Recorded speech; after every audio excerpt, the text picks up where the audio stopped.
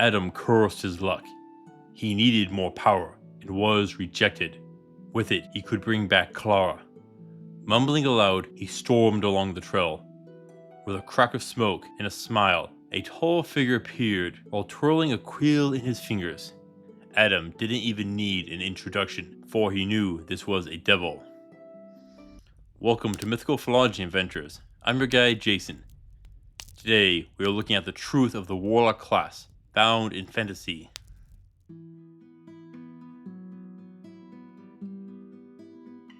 There are many classes you find in fantasy games, from rangers, paladins, clerics, wizards, and more.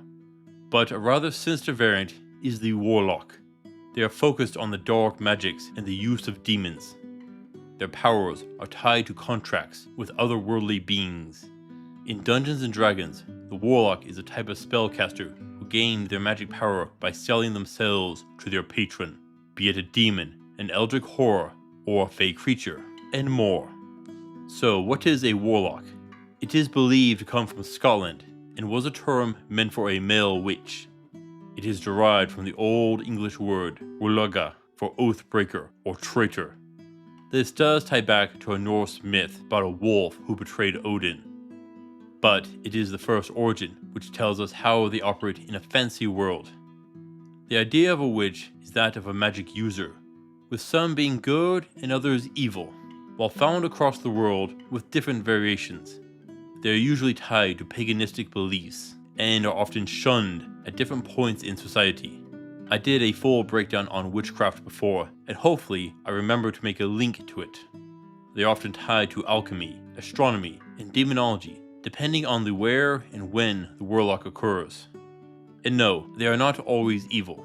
On the fantasy side, the warlock themselves doesn't have any magical power of their own, but it is their master who does. Different sources will give different lists of the options. Generally, it is a very powerful individual who funnels their power into you. During the witch hunts, it is said that witches would form pacts with the devil, sign their name in his book.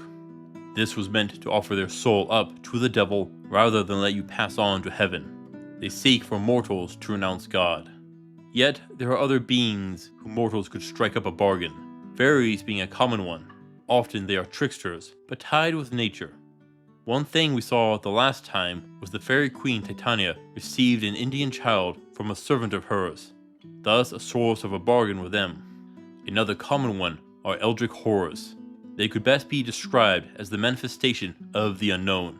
They would hold knowledge which goes beyond anything you could ever know. My friend Tom best described them, I think. Imagine yourself as an ant, and you are standing on a single page of a book. You can barely make out the letters around you. Try as you might, you can't even fathom what other pages have on them. But with the eldritch horror, they can help you peer onto those other pages and understand it. But when that knowledge is taken, it can be maddening. Greater understanding was there, but vanished just like a dream. But to such a being, why would they want to work with a trivial creature with limited understanding? Sure, you can get power, but what would they get? Here it is harder to see what they would gain. Good luck with world building it. Most likely, it would be to have a way to interact in a more subtle way.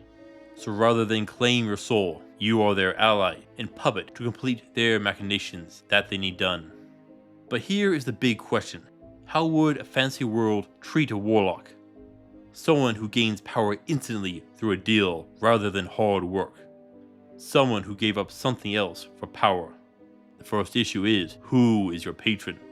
What are the relationships between humans and the other worlds? How common is magic? If magic is rare, anyone showing power would result in two options: feared or revered. You could easily face a witch hunt under the wrong conditions.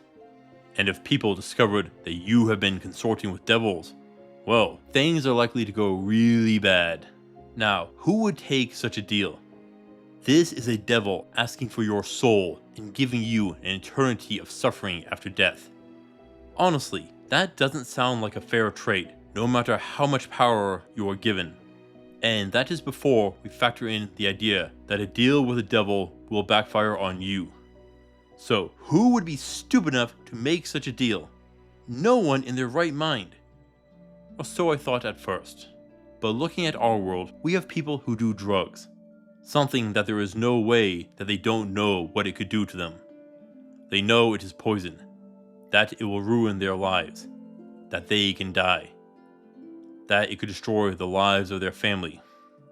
And people still do it. In a fancy world where devils are real, there would be stories about them. And these are true, which means the power that devil offers is real. And I see two major types of individuals making such a deal. Both appear in Baldur's Gate 3. The first is Wheel, the Blade of Frontiers, and the second is Mole. Wheel is a noble who makes a deal with the devil to save the city. In exchange for the devil's power, he has to hunt her targets. He is a noble hero who sacrifices his own happiness for others. He is the idea of the needs of the many outweighing the needs of the few, or the one. And that is the issue. Everyone has a price. To save your child, would you be willing to give up your own life? And the second people are like Mole, a child who gets tied into the Thieves Guild and other unscrupulous groups. She is arrogant enough to believe that she will come out on top with making a deal with the devil. We all know someone who is this conceited. Now, if your patron is a fae, that could be different. In many European myths, fairies are less evil and more of tricksters. There are plenty of examples of helpful ones. So, a human who has earned a fairy's aid, that could be viewed as positively, but could just as easily be shunned. This is a bit more complex. The Eldritch Horror is a wild card. They can often leave people confused, if not driven psychotic. Yet, their knowledge is invaluable, is it not? And that could mean a warlock whose patron is one of these cosmic creatures would gain the attention of scholars. Yet, we need to talk about when the power gained only equals that of other adventurers. People who study the sword to the point of achieving superhuman feats, a common fancy trope. How would such people look at warlocks? Those who got instant power. What about the wizard who has the same power without giving up their soul? Why make a deal when you can get there on your own? Well, I want to talk about MMORPGs, namely World of Warcraft being the one I played. You always come across people who didn't know their character. Often they had a friend power level them, or they just bought an account. Stuff like that. Yes, they could have a max level character, but couldn't use their character to its full potential. They didn't have the attack rotation figured out, and always landed at the bottom of the damage tables when playing as a DPS.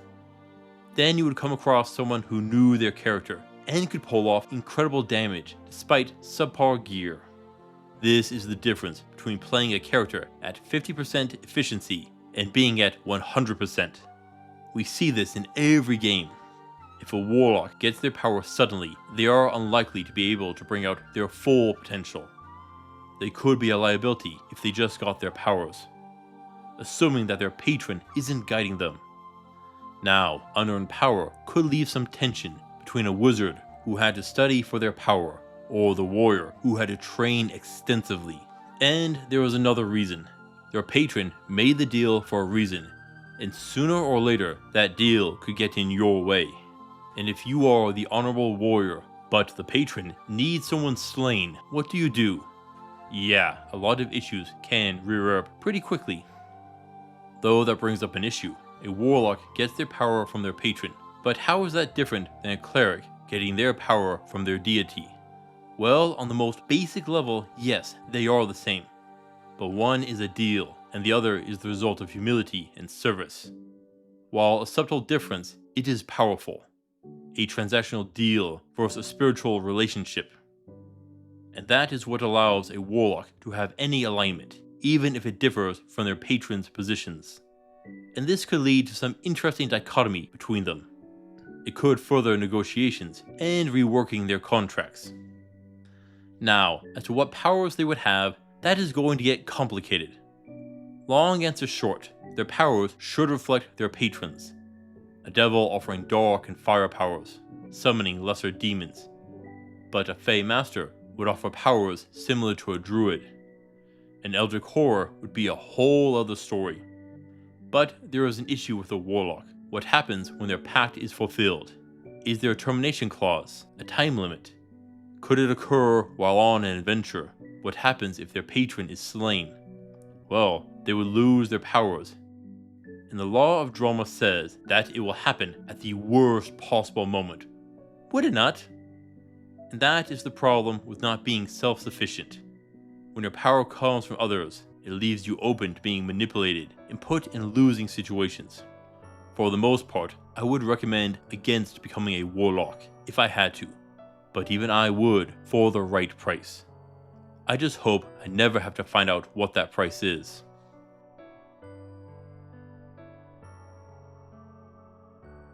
The devil smiled as it offered its hand, which Adam took.